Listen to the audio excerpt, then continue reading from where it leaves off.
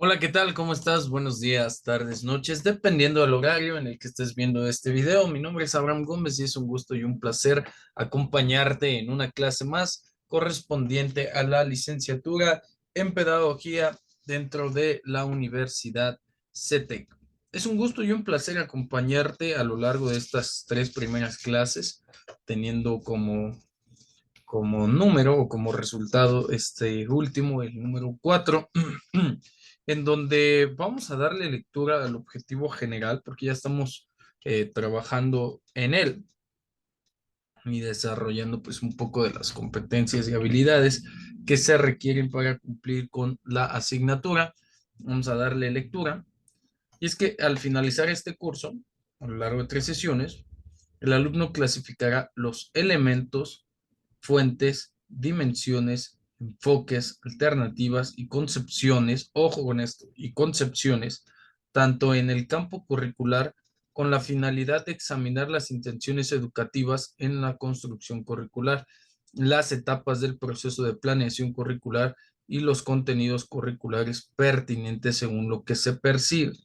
Ok, ya conocemos elementos, fuentes, dimensiones, enfoques, alternativas. Ahora vamos a ver concepciones de acuerdo a- a algunos autores. Ya en la primera sesión ya vimos un poquito de la conceptualización del currículum, ya vimos también un poquito de los elementos que componen el currículum.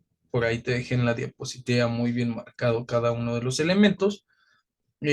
También ya vimos el currículum como proceso que significa y el currículum como producto que significa. Te recuerdo, el currículum como proceso es toda esta elaboración que se hace con respecto de lo que se quiere o lo que se debe de aprender. Y el currículum como producto, pues es el resultado de todos estos contenidos y la manera en la que los diseñamos. Y es el resultado del perfil de egreso, es decir, los alumnos, ¿no? La formación que cada alumno tiene o manifiesta.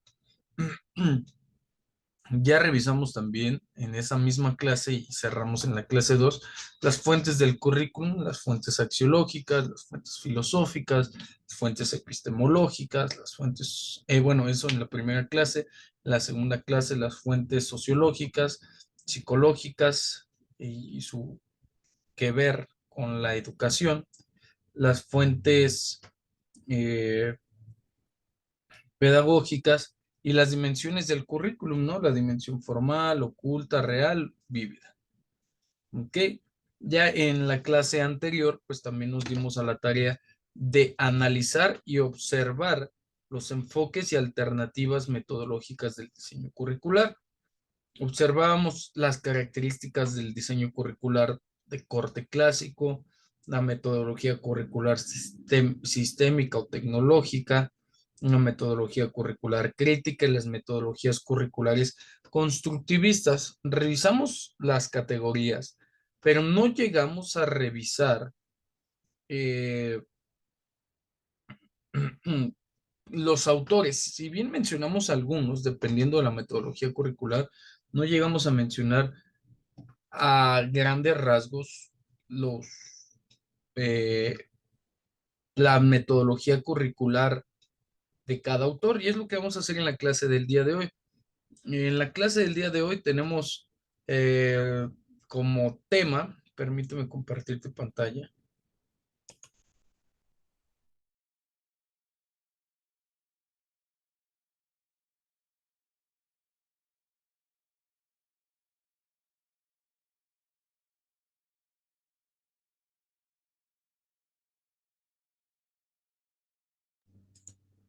Para la clase del día de hoy, que es la clase número 4, vamos a revisar la conceptualización del currículum clásico con Hilda Taba, Ralph Tyler, Bella H. Banathy y W. James Popham. Ok, entonces vamos a darles apertura a la clase número 4 y vamos a revisar el caso de Hilda Taba. Vamos a hacer una remembranza bueno, durante esta clase sobre la importancia de Ralph Tyler en Hilda Taba, pero quiero que veamos el modelo de Hilda Taba primero. Eh, de antemano, de manera inicial, así viene el plan de estudios. Primero viene Hilda Taba y después Ralph Tyler. Pero, sí quiero que seamos muy claros en este sentido, ¿no? En el estudio de estos autores. Así es que vamos a darle vida a esto. Vamos a ver a Hilda Taba. Primero quiero que estés muy consciente porque el campo del diseño curricular con los pedagogos, pues no es un campo muy explorado. Eh, si bien es cierto que tenemos un buen diseñador curricular actualmente y que figura como uno de los principales diseñadores curriculares a nivel mundial, pues el pedagogo mexicano no está muy interesado en sumergirse al mundo de la docencia, ¿no? En este sentido, quiero que conozcas al autor. Una disculpa por la tos, no se ha quitado. En este sentido, quiero que conozcas al autor, porque a veces hemos escuchado hablar mucho de Hilda Taba, de Ralph Tyler, de Popham, de Banatí, de Ángel Díaz Barriga, de Alicia de Alba, de Ibarrola, de Glassman, de Forlán, pero si yo les pongo una foto, a veces no la pueden reconocer. Entonces quiero que la reconozcas, quiero que te des cuenta de quién es y de esta misma forma, este, pues le damos inicio al tema del día de hoy. Ok, Hilda Taba. ¿Quién es Hilda Taba? Hilda Taba nació el 7 de diciembre de 1902 en Kureist, en una aldea del actual condado de Polva, en el sureste de Estonia. Era la mayor de los 9 hijos de Robert Taba, quien pues también colaboró en el proyecto de estudio experimental de 8 años. El proyecto del estudio experimental de 8 años, bueno, no es de Hilda Taba, pero sí colabora en él. Pero es de Ralph Tyler, que es el autor del que vamos a estar platicando en un momento más. ¿Ok? Entonces, en este sentido, colabora en el proyecto de estudio experimental. Ojo con lo que estoy diciendo. El proyecto de estudio experimental de 8 años. Es profesora asistente de educación y coordinadora del currículum de estudios sociales en la Universidad de Ohio. El currículum, dentro de sus obras importantes, podemos ver al currículum de la educación para mejorar la relación intergrupal, que se enfocaba en 4 aspectos principales: las diferencias en el estilo de vida de cada familia, diferencias en los estilos, perdón, de vida de las comunidades, ignorancia, ojo con lo que les voy a decir, ignorancia de la cultura americana y el desarrollo de relaciones pacíficas entre los individuos. Ojo con esto que estamos revisando, porque es la idea central del currículum o de la metodología de diseño curricular de Hilda Taba.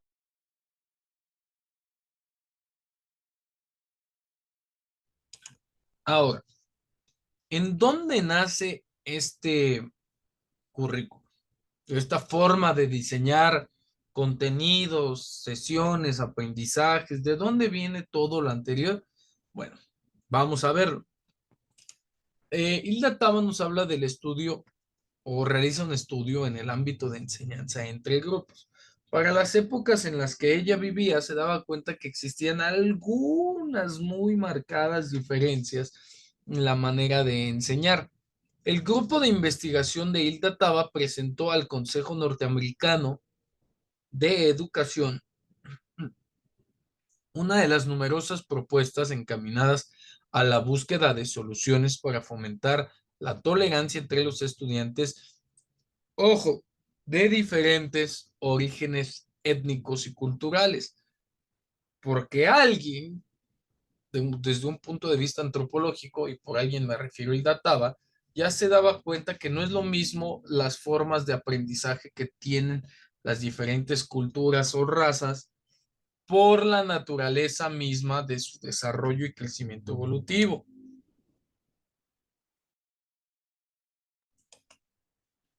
En este sentido, Hilda Taba reúne un grupo de trabajo para desarrollar una metodología que realmente le aportara oportunidades similares o iguales, en el mejor de los casos, eh, para la adquisición de los aprendizajes. El proyecto de enseñanza entre grupos, ojo con lo que les estoy diciendo, fue aceptado e iniciado en Nueva York en el año de 1945 bajo las órdenes y la dirección de Hilda Taba. Para 1951, al aceptar una propuesta de reorganización y elaboración de currículos para las áreas sociales en el condado de Contra Costa, Hilda Taba sustenta lo siguiente. El concepto de la sociedad acerca de la función de la escuela pública distingue en alto grado qué clase de currículum tendrán las escuelas. Y ojo con esto, porque es pregunta.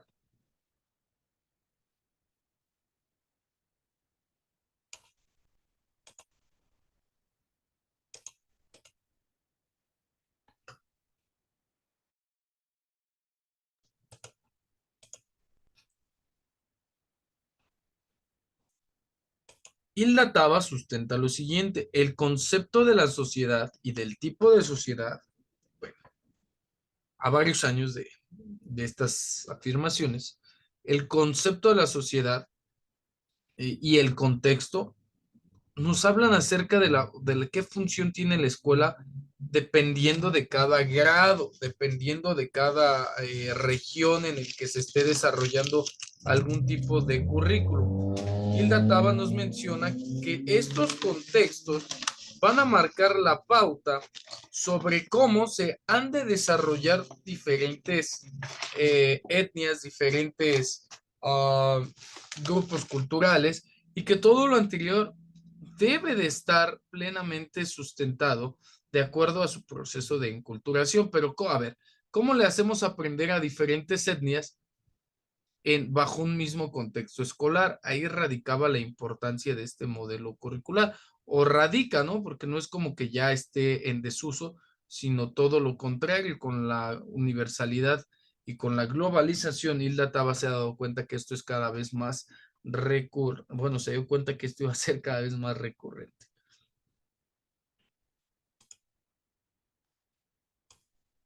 La propuesta o el modelo curricular, si lo queremos ver desde enfoques más técnicos y más específicos, se basa en su libro Curriculum Development, Desarrollo Curricular, Teoría y Práctica, publicado en el año de 1962 y representó una continuación del trabajo de Ralph Tyler del proyecto de los 8 años.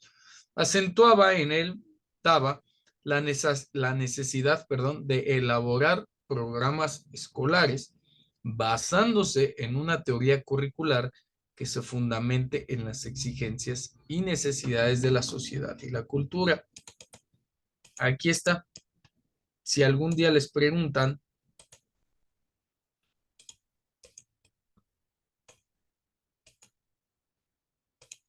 en qué se basaba el modelo curricular de Hilda Taba, bueno, pues se basaba en la necesidad, perdón, de elaborar los programas escolares basándose en una teoría curricular que fundamentara las exigencias y necesidades de la sociedad y de la cultura. El resultado de este análisis realizado a través de la investigación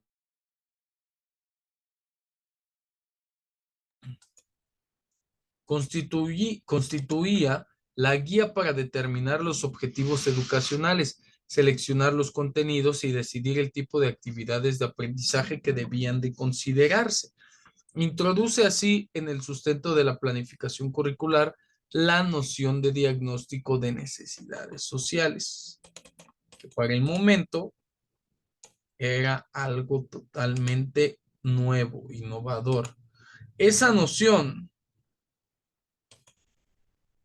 esa noción ha implicado a veces la elaboración de los programas de estudio, reduciéndolos a demandas muy específicas, inmediatas o utilitaristas, que van contra la formación teórica del sujeto.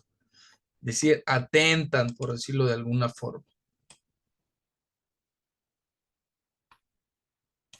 Ok, ¿cómo es el modelo? Permítame tantito, lo voy a hacer más grande para que podamos analizarlo y me voy a ir tantito.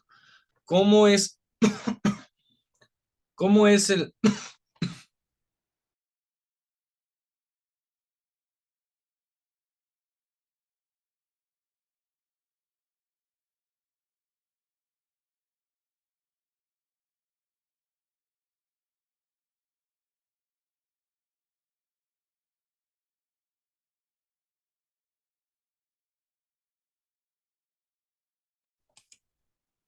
una disculpa ahí con problemas de salud, con un poquito de tos.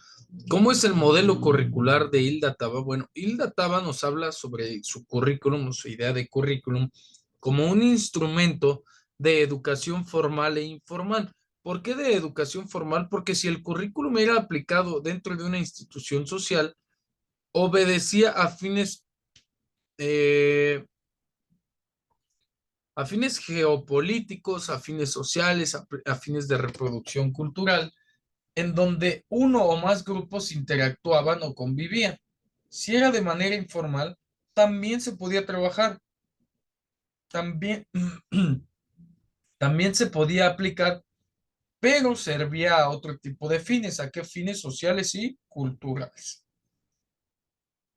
Desde la perspectiva de Hilda Taba, su modelo curricular orienta a fines y a propósitos educativos. Ambos mantienen una relación estrecha. Esta manera de observar los contenidos curriculares es explícita y concreta de acuerdo a las demandas sociales y culturales y a las necesidades de los sujetos, dependiendo del contexto en el que estén inmersos. Ojo, porque esto es bien diferente, ¿eh? Va a variar dependiendo del contexto en el que estén inmersos. De manera general, pues en el contexto de, de Estados Unidos, porque es donde se desarrolla este boom del diseño curricular, pero la formación de Hilda Taba le permite adaptar esta metodología, esta forma de concebir los contenidos de manera estructurada a lo que llamamos currículum, como dándoles un plus en cuanto a la temporalidad se hace mención. Ok, su modelo curricular responde a procesos de enseñanza y aprendizaje en lo que ya platicamos y en lo que conocemos en palabras de la autora como diferentes contextos. Para Hilda Taba, el currículum se desarrolla o tiene vida en dos niveles. El primero, elaboración del currículo relacionando los requerimientos de la sociedad y el individuo con la escuela. Y el segundo nivel, los elementos y fases para desarrollar el currículo. Ojo, repito, de este lado,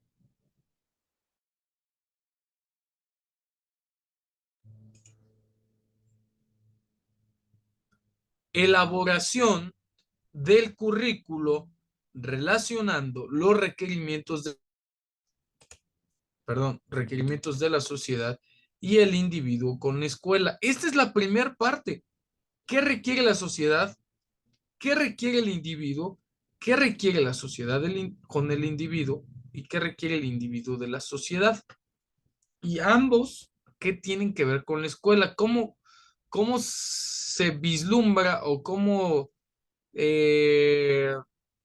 se conceptualiza a la escuela en ese momento, dándole el carácter de una relación entre sociedad, individuo y escuela, para obtener un grado de desarrollo? Y el siguiente nivel, pues, es los elementos y las fases para elaborar y desarrollar el diseño curricular. Es Ok, ya tengo las necesidades de las tres partes, ya sé cómo se relacionan, ya sé cómo desarrolla la una a la otra. Bueno, ahora, ¿cuál es la metodología? ¿Qué elementos o qué fases voy a retomar para que esto pueda lograrse? Ok, entonces Hilda Taba nos propone lo siguiente. Esto está referido al nivel 2, ¿sí? El nivel uno es un nivel más de análisis, el nivel 2 es un nivel más de desarrollo curricular, que es este. A ver, voy a quitar tantito para que se vea. Y ella nos habla de lo principal, ¿no? La parte jerárquica en Hilda Taba inicia con el diagnóstico de necesidades. En la actualidad, si nosotros queremos aplicar el diagnóstico de necesidades, ya encontramos muchas herramientas, tanto digitales como manuales, para desarrollar este tipo de investigaciones. ¿Sale? Podría ser una investigación de campo, podría ser una investigación de manera digital, a través de redes sociales, a través de plataformas, a través de páginas de internet. Sin embargo, para nosotros, esta forma de investigación de necesidades educativas de un contexto escolar o de un nivel educativo es algo que podemos hacer todos los días y a cualquier hora. Para Hilda Taba, el diagnosticar las necesidades era el primer requerimiento, y no es que antes no lo hayan hecho, porque los griegos, los romanos, los mayas, los egipcios, los fenicios ya tenían un desarrollo curricular. Sin embargo, el diagnosticar en qué se estaba fallando nos lleva, o en qué se estaba acertando, nos llevaba a la formulación de objetivos. Esta formulación de objetivos, acuérdense que era objetivos relacionados con el contexto social, cultural, pedagógico e histórico, ¿no? A partir de esta formulación de objetivos, a partir de esta detección de necesidades, encontramos cómo, cuándo y por qué y con base en qué podemos debemos seleccionar el contenido de de nuestra metodología curricular clásica. Organización del contenido, pues ya una vez que lo tenemos, pues vamos a ver si lo organizamos en módulos, en semestres, en cuatrimestres, en ciclos escolares, en niveles educativos, cómo lo vamos a dar. ¿Qué vamos a hacer con toda esa información? ¿Cómo la vamos a destinar? ¿Cómo vamos a hacer que algo así muy grande se convierta en algo muy chiquito y que genere un conocimiento muy grande? Y después de organizar el contenido, pues seleccionar las experiencias de aprendizaje. Ok, tengo este contenido, me voy a ir a una sugerencia de aprendizaje. Que yo te sugiero que lo aprendas de esta forma. Ok, es una sugerencia, ¿no? De experiencia de aprendizaje. Cada quien puede diseñar las suyas dependiendo del contexto y la experiencia curricular. Y por último, determinar que de todo lo que hay, lo vamos a evaluar dependiendo las formas y los medios para hacer. No podemos evaluar la velocidad de un elefante con la velocidad de un chita. Ambos tienen velocidad, pero para su especie, eh, las características fisiológicas, físicas y coordinativas, por decirlo de alguna forma, pues son totalmente diferentes, ¿no? Entonces, Hilda Taba decía que con base en los objetivos y en las necesidades habría o había que evaluar de acuerdo a la naturaleza misma de cada participante de estas.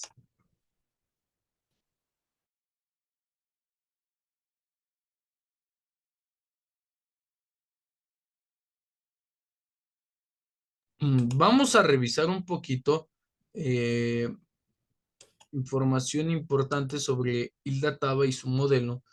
Y es que no solo diseñó este modelo curricular, sino que también estableció el Centro de Educación Intergrupal en la Universidad de Chicago en 1948, un centro que le llevó a Hilda Taba a desarrollar esta metodología curricular. No estaba de acuerdo con la forma que se enseñaba y es por eso que creó la teoría curricular que fundamenta en las exigencias y necesidades de la sociedad y la cultura. ¿Ok? Hilda Taba nos dejó un libro llamado Desarrollo Curricular, Teoría Práctica, que ya platicamos. Eh, hacemos la conceptualización de... Ay, perdón, hacemos la conceptualización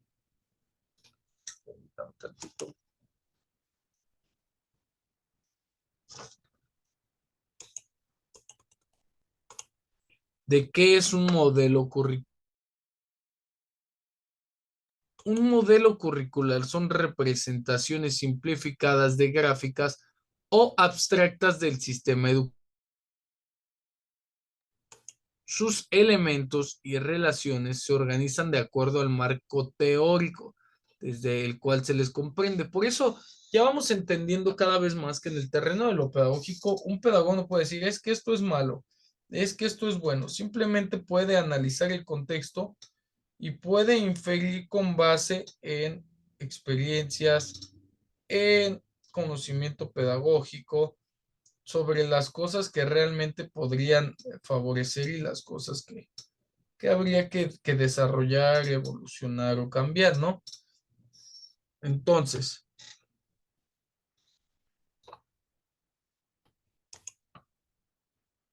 la propuesta o modelo curricular de ILDATA se basa en la necesidad de elaborar programas escolares basándose en una teoría curricular que se fundamenta en lo que ya platicamos, las exigencias y necesidades de la sociedad y la cultura.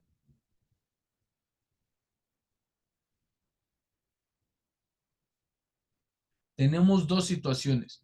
Este nivel del currículum ya lo platicamos en primer y en segundo plano, se desarrolla y es que el primer plano tiene que ver con las bases, la sociedad, la escuela y el individuo al que está dirigido y la importancia de la escuela en la sociedad, y el segundo plano está referido al desarrollo de objetivos, organización de contenidos y experiencias, evaluación y pasos para elaborar el currículum. Primer paso, diagnóstico de las necesidades, en dónde lo observamos o de qué nos sirve. Bueno, pues nos permite definir cómo debe de ser el currículo para la población determinada a la que vamos a servir o a la que vamos a educar. ¿Ok? Después la formulación de objetivos determinará en gran parte o en su mayoría qué contenido es importante y cómo habrá de llevárselos o de llenárselos. ¿Sale? ¿Qué voy a hacer con el contenido? ¿Cómo voy a dar ese contenido? ¿Para qué voy a dar ese contenido? ¿Con qué herramientas voy a dar ese contenido? Y por último, pues la selección del contenido. ¿De dónde voy a sacar esa información? ¿No? ¿Cómo voy a diferenciar entre los distintos niveles de contenido, si es de reconocimiento, de aplicación, de utilidad, etcétera, etcétera, etcétera? ¿Sale? Las secuencias, si son asignaturas secuenciadas, si lo podemos ver en una, en dos, en tres, en cuatro, en 20 partes. ¿Sale? ¿Y cómo vamos a organizar ese contenido? Través de un organigrama, un organizador gráfico, un ensayo, etcétera, ¿no? Seleccionar las actividades de aprendizaje, lo cual implica muchísimo tiempo y esfuerzo, incluso en el 2023,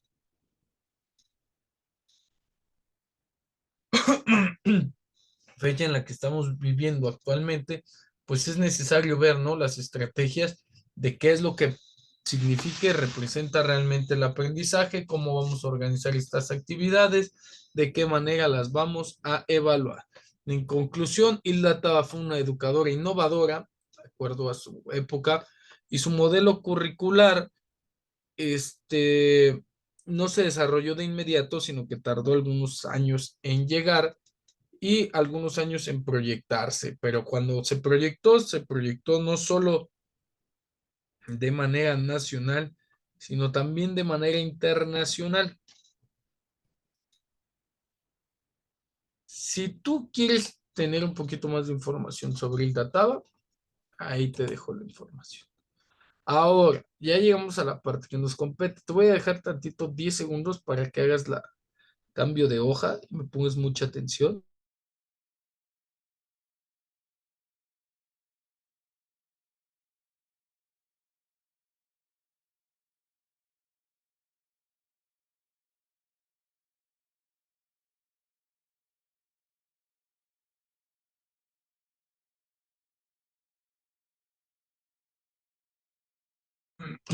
Gracias, gracias, gracias. Ok, y estamos en la visualización de otra metodología curricular clásica y esta es la primera.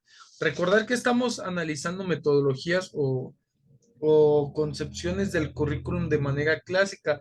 Ya les había hecho mención la clase anterior, la clase número 3 y en la clase número 2 que estas metodologías curriculares clásicas toman su nombre de los autores, ¿no? Y de los periodos en que fueron diseñadas, porque si bien existen demasiadas y no son tan antiguas, la metodología curricular clásica tiene su nombre en que Hilda Taba, Ralph Tyler, son de los primeros en sentar las bases de estas formas de ver la construcción de contenidos. Ralph Tyler, ¿de qué nos habla? Bueno, vamos a ver un poquito su biografía y le vamos a dar vida a esta misma, ¿no? Ralph W. Tyler nació en la ciudad de Chicago, en Estados Unidos, el 22 de abril de 1902. Su padre, William A. Tyler, era reverendo. O sea que si de la instrucción sabía algo, si alguien de instrucción sabía algo, era Ralph Tyler. Se licenció en las Donas University en Nebraska y más tarde, en el año de 1993, logró obtener su maestría en la Universidad de Nebraska en el año de 1927. Tyler logró doctorarse en la Universidad de Chicago. Mientras acababa el doctorado, trabajaba impartiendo clase en la Universidad de Nebraska desde el año de 1922 al año de 1927. Ojo, porque él nació en el 1902, es decir, que de los 20 eh, años a los 27, pues estuvo dando clases en la universidad, realmente un tipo muy brillante. Después de eso, Taylor fue contratado como profesor en la Universidad de Carolina del Norte, donde dio clase durante 2 años. Desarrolló la teoría curricular e influyó en gran medida en la manera en la que se realizan los procedimientos de evaluación en la educación actual. ¿Por qué? Porque él sienta las bases y es el primero en vislumbrar algunas cositas. Muchos lo consideran el padre de los objetivos comportamentales. Ahorita vamos a ver por qué. Eh, sienta las bases del sistema educativo moderno. Su principal aportación al campo de la educación fue el modelo curricular que trataba de responder a 4 preguntas. Ojo, anótale bien. Título, fecha y anota cuáles eran las 4 preguntas a las que daba respuesta el modelo curricular de Ralph Tyler.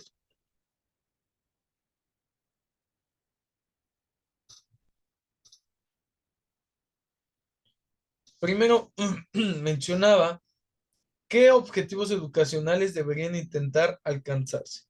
Después, cómo seleccionar las experiencias más útiles para lograrlos, cómo organizar las experiencias educativas para ellos, y cómo evaluar la efectividad de la enseñanza. Eso es lo que nos mencionaba Ralph Tyler. Ay, ya se trabó un poquito, permítanme.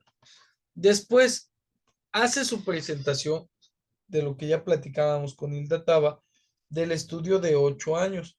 Tyler se había especializado en un método para medir la aplicación de la educación y antes de llegar a la Universidad de Chicago, para realizar sus estudios de doctorado, se dirigió en algo que él mismo llamó como el estudio de 8 años.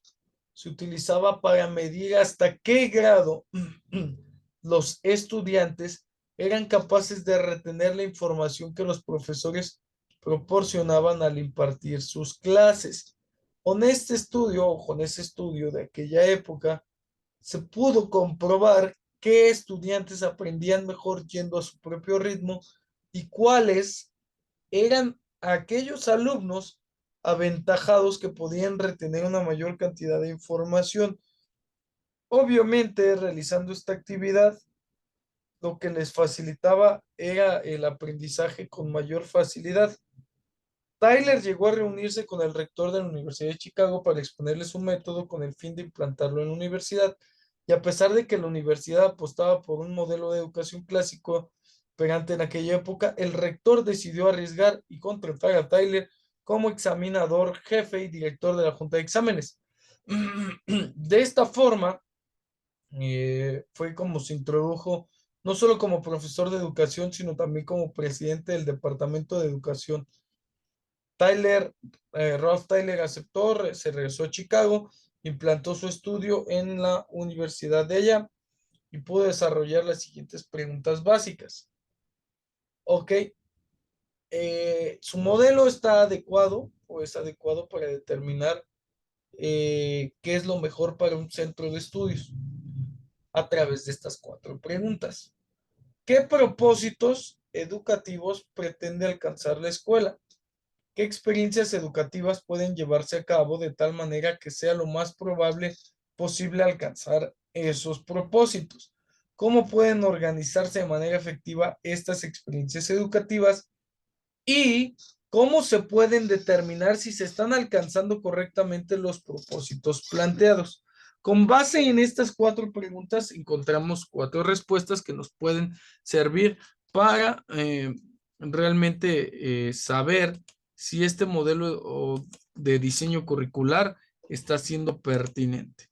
Además de estas preguntas, Ralph Tyler también creía que la estructura del currículo educativo debía de responder a tres factores fundamentales que representan elementos principales de la experiencia educativa. Por ejemplo, la naturaleza del aprendiz, el conocimiento aplicable en cada materia.